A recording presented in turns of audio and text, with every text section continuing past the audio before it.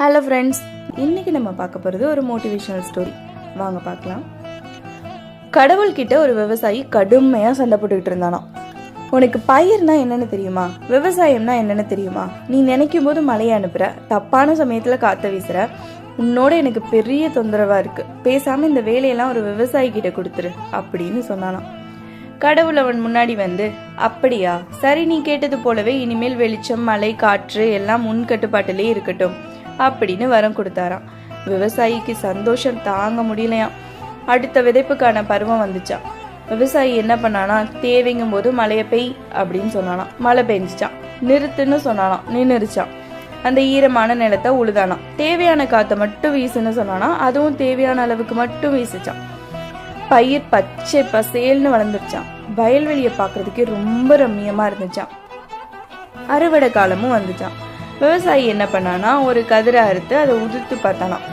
அதிர்ச்சியில் அவனுக்கு என்ன பண்ணுறதுனே தெரியலையாம். அடுத்தடுத்த கதிரை எடுத்து உதிர்த்து பார்த்தானாம். உள்ள தானியமே இல்லையாம். ஏ கடவுளே என்று கோபத்தோடு கூப்பிட்டானாம்.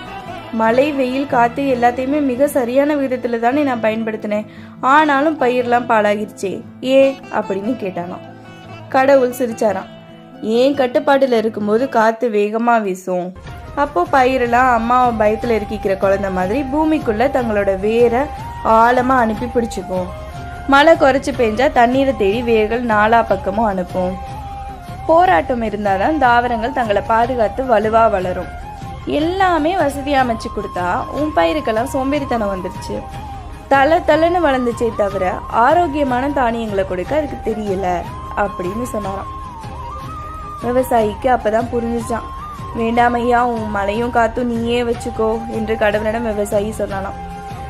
பிரச்சனைகள் உங்களை போட்டு அழுத்தும் போதுதான் உங்களோட திறமையே உங்களுக்கு தெரியும். இருட்டு ஒரு பிரச்சனையா இருந்ததுனால மட்டும்தான் மின்விளக்கு கண்டுபிடிச்சாங்க. பயணங்கிறது பிரச்சனையான போதுதான் வாகனம் உருவாக்குனாங்க. பிரச்சனைகளே இல்லாம இருந்துட்டா உங்களோட திறமை உங்களுக்கே தெரியாது. பிரச்சனையே இல்லாத வாழ்க்கை தான் சபிக்கப்பட்ட வாழ்க்கை. எதிர்பாராத திருப்பங்கள் தான் நம்மளோட வாழ்க்கையை சுவாரஸ்யமா மாற்றும்.